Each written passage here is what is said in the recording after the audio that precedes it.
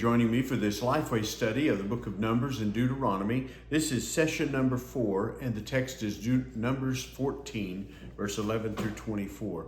The lesson summary statement is God brings judgment with consequences on the disobedient. The title of the lesson is Rebellion and Judgment. I'm going to have a statement written on the board for the class as they're coming in and to get their mind moving in the direction of the lesson as we're taking prayer requests and taking attendance. And this is the statement I'm going to have on the board. What event or experience was a turning point in your life? It left you a different person. And to get the class going and thinking, I'm going to just share very briefly what I think of. And it was the birth of our first child, a daughter. And after I went home back to our duplex, I remember sitting at the kitchen table, it's just me there by myself, and the responsibility of the fact that if that little girl was going to eat, she was going to be clothed and have a roof over her head, it was because this guy was going to be providing those things. And I've always looked at that as my transition into adulthood, into a man. And so that's what I'm asking the class. Do you have some kind of event like that that had a transformational impact upon you? And I'm sure there'll be plenty of suggestions about that. And then I'm going to move into the transition to this lesson. In this event, in chapter 14, it's a continuation of the events that happened in chapter 13. And Moses and the nation are dramatically impacted by this event in chapters 13 and 14. And notice the lesson summary statement again. It catches the power of this. God brings judgment with consequences on the disobedient. If that is something that we truly believe, it has a life-altering transformation. Look at that. God brings judgment. There's no avoiding it. There's no hiding from it. There's no diminishing it.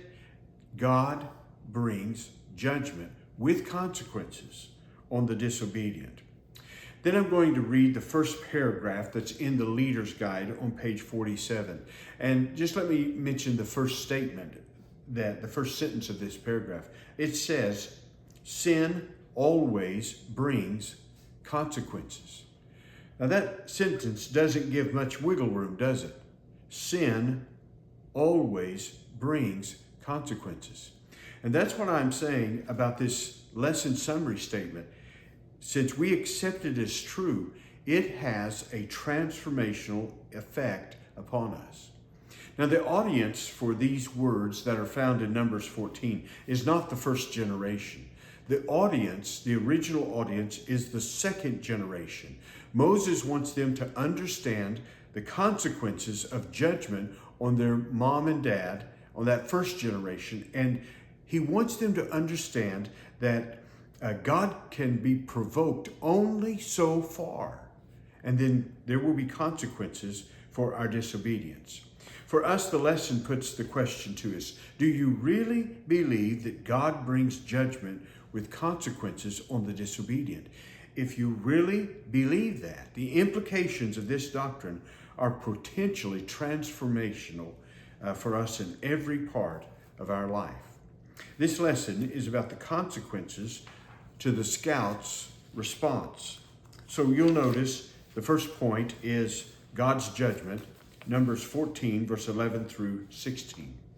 The first time I read this passage, it seemed to me like Moses was the mature one in relationship to God, and I really did miss it.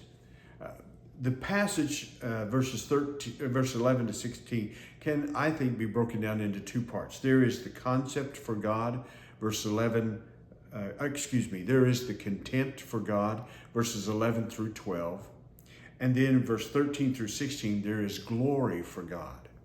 So let's look at that. And when I'm reading this text, verses 11 through 12, I'm asking the class, listen for the contempt that Israel has for God.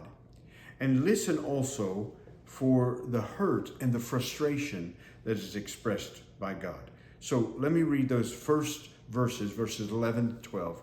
And you're listening for the contempt that Israel has for God and the hurt and the frustration that God has.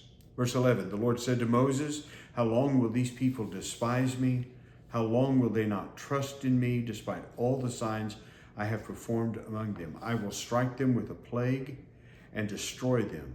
Then I will make you a greater and mightier nation than they are. And then I simply want to ask the class, what do you hear in those words? And I'm wanting them to step into the situation and to hear the coldness, the callousness that God's people have towards God. And I want them to hear the tenderness and responsiveness of wounded love on the part of God. And then after we've talked about that, I'm going to say, I want to read the text again, but this time I want you to have in mind, we're talking about you and your children.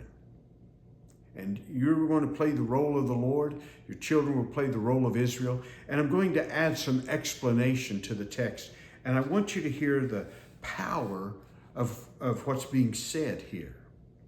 Verse 11, the Lord said to Moses, how long will these people despise me?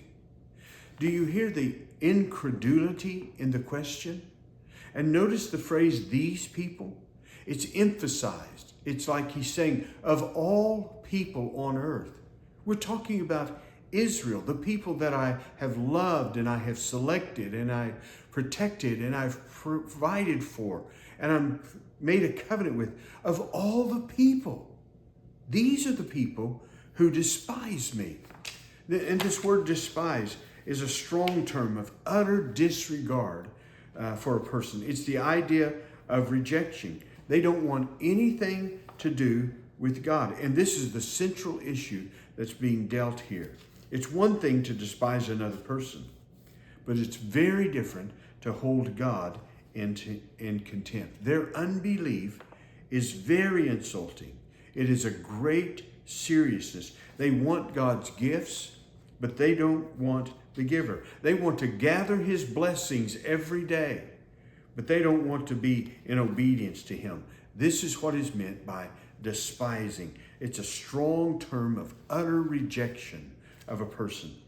How long will these people, of all people, reject me and despise me? Notice he goes on, how long will they not trust in me despite all the signs I have performed among them? The word trust, he's saying they won't trust me. Trust is believing everything God has to say about himself and everything he has to say about everything else. Believing is living as though God can be trusted.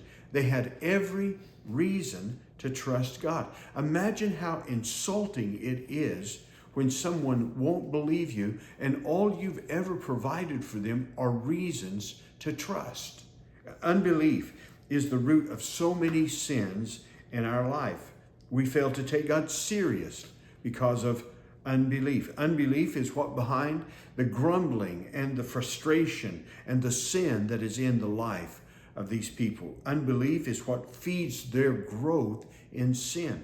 And he says, how long will they not trust me? Notice, despite all the signs that I have among them. A sign is something that gives you information. And the signs that he's talking about is everything I've shown them, every act that I've done to give them information testifies to the fact you can trust me. It's worth your benefit to obey me. And yet they simply didn't see that. Think about the Red Sea. The Red Sea was a sign. This is a God who can save. Think about the manna. This is a God of loving provision. He is a good king that they can trust in. He says, how long will they not trust in me despite all the signs I have performed for them? And then verse 12, I will strike them with a plague and destroy them. The idea of that is immediately. He's not talking 40 years for the generation to die. He's talking about a pestilence comes and there's a one-time event and they're gone. He said, I will strike them with a plague. I'll kill all of them at one moment and destroy them. Then I will make you into a greater and mightier nation than they are. Now, that's a promise he made to Moses earlier back in Exodus when they grumbled again. But this time he sweetened the pot. He said, I'll make you into a greater and mightier nation than they are. And yet Moses refuses to do that. So here's my question. If you were treated that way by your children, how would it make you feel? Get some response from that. We've seen in our nation in the last few weeks, really days, a great response to the assassination of Charlie Kirk. It's in every conversation among people, whether they agree or disagree with Charlie Kirk. Why is it that it seems to be such a horrible thing? Because he's an innocent man. People may not have liked what he had to say or what he stood for, the beliefs that he had, but he was an innocent man, and in our country he had the right to say those things. But regardless, we feel so strongly about when an innocent life is taken. This morning, when I'm driving to school, driving to the church, I hear the report of the people who were killed by a sniper at an ICE office in Dallas, Texas, and it makes the news. It captures our attention because we put such high value on human life. But here is a group of people who have rejected the highest of all lives, that of the Lord God. And they have despised him. They have held him in utter disregard. So there is contempt for God. The second is glory for God, verses 13 through 16, as he's talking about God's judgment. Notice what he says, verse 13. But Moses replied to the Lord, the Egyptians will hear about it, for by your strength you brought up this people from them. So Moses' first response is to say, I'm not interested, I'm not concerned about my reputation or my honor, my name. What I'm most concerned about is your reputation, your honor, your glory. Verse 14, they'll tell it to the inhabitants of this land. They have heard that you, Lord, are among these people, how you, Lord, are seen face to face, how your cloud stands over them, and how you go before them in a pillar of cloud by day and in a pillar of fire by night. Now, what he's pointing out is the uniqueness of God and his relationship with his people. There's no ancient people that had a God relationship like this. And not only did they talk about the extraordinary ways and powers of God, but the ancient people are amazed. They're dumbfounded by the intimacy and the involvement that Israel's God had for them.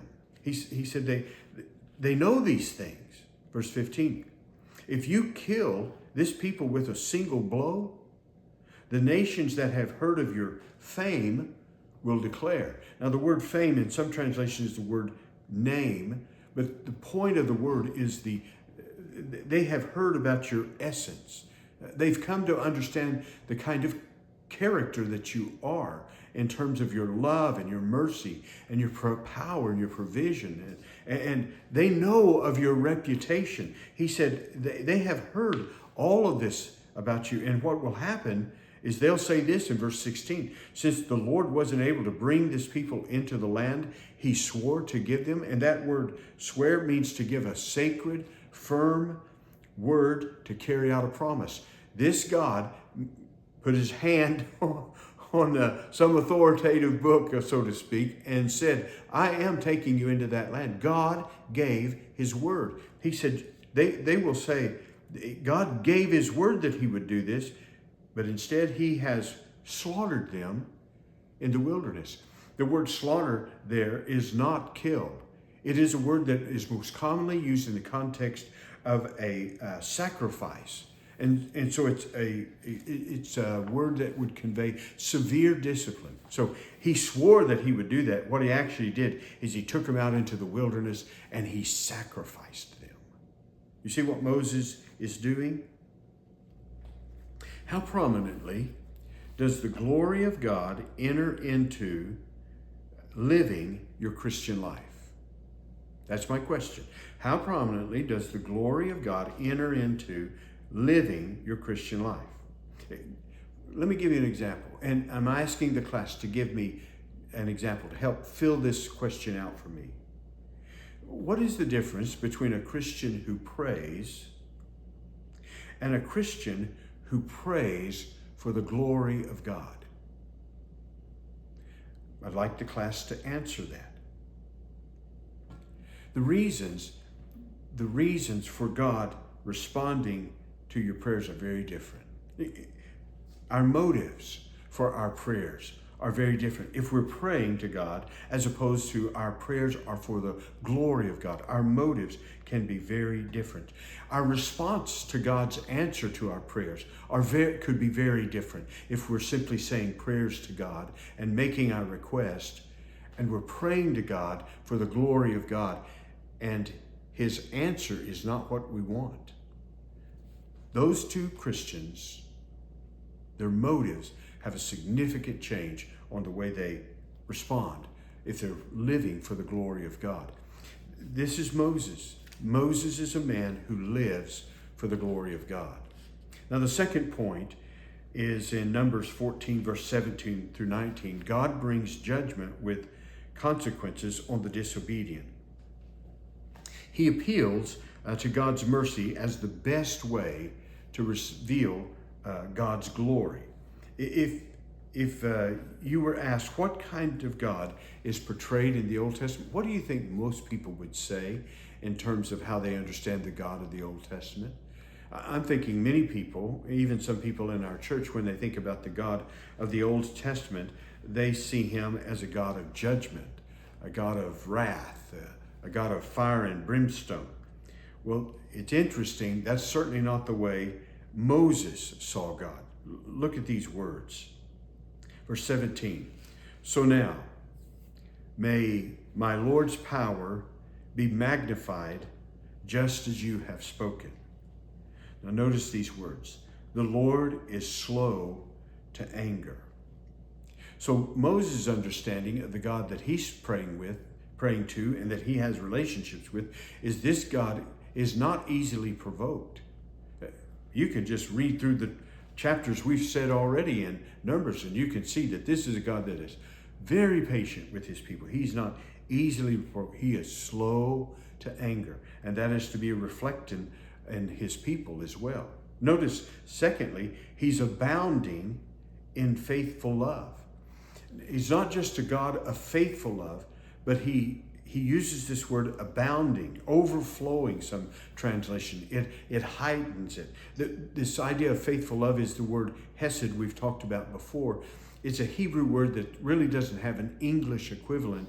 And there are many words in English that we use to translate this idea, oftentimes depending on the context. Sometimes it's mercy, sometimes it's grace. Some translations will use the word steadfast love. Here we have faithful love. As I mentioned before, the King James Version just made up a word in the English language called loving kindness to try and get at this idea. But what this word has about it is the idea of constancy. God is constantly loving us. And the idea of fidelity. He is true to his commitment to us. The Hebrews developed this word from a scene, and that was of a stork. They noticed that a stork built its nest high up in the tree to keep its chicks safe. And then that stork would attend to that nest, and every concern was for those chicks. The feeding of the chicks, the protecting of the chicks. It would stand over the chicks to protect it from the rain or from the storms and the wind and those kinds of things. And that mother stork just never abandoned those little chicks until they were able to be on their own. And it was that kind of a picture that they used to try to convey this idea of hesed, or faithful love. Notice he goes on, he's forgiving iniquity and rebellion. The word forgive here means to carry it away. What is weighing us down, what is bending us over, what is depressing us from living in freedom with the Lord in our relationship. He's saying that he forgives our iniquity and our rebellion. And the two words combine the ugliness of sin. Iniquity is a word that means to twist. And so we take that which is God-given, which is good, and there's something about our sinful nature that perverts it, that twists it, that abuses it. God gives us capacity for thirst. We become alcoholics. God gives us appetites for hunger, and we become gluttons. God gives us sexual passions, and we become adulterers and fornicators and pornographers and perverts. We are people of iniquity. We take that which is good and we twist it. And God is a God who can even forgive that. The word rebellion here is talking about deliberate rejection of God's will. Iniquity is bad enough. But here is a person who knows what he's doing is wrong, and he still despises God, rejects God to the point he's still going to do what's wrong. He knows what's right, and he's simply not going to do what's right. He says this is a God that forgives people of iniquity and rebellion. Notice he goes on, but he will not leave the guilty unpunished, bringing the consequences of the father's iniquity on the children to the third and fourth generation. In that society, in that culture, oftentimes 3 and 4 generations lived within the same house. I had the privilege of going to Israel.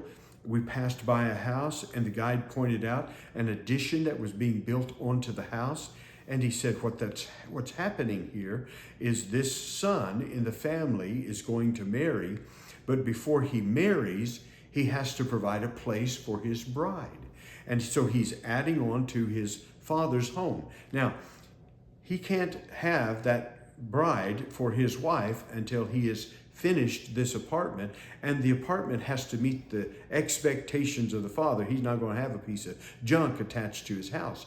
But he says that's what's happening. And you can see that in Jesus going off to prepare a place for us, and then he'll come back and take us to be with him, that where he is, we may be also.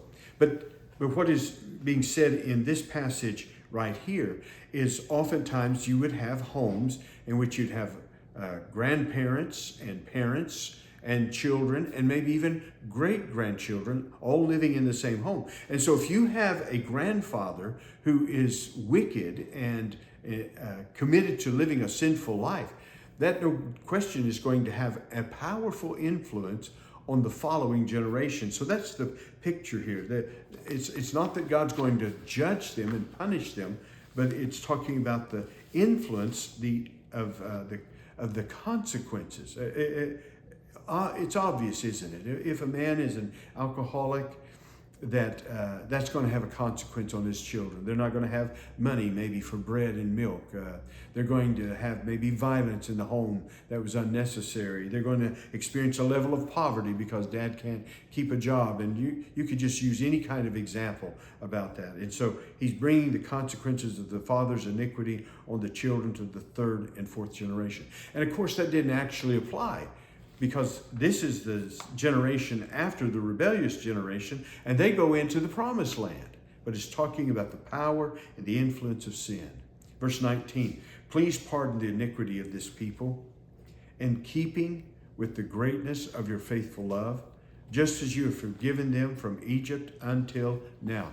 So this is a plea for forgiveness. The plea is based upon the character of God, and that God is all of these things, slow of anger, abounding in faithful love, forgiving iniquity and rebellion.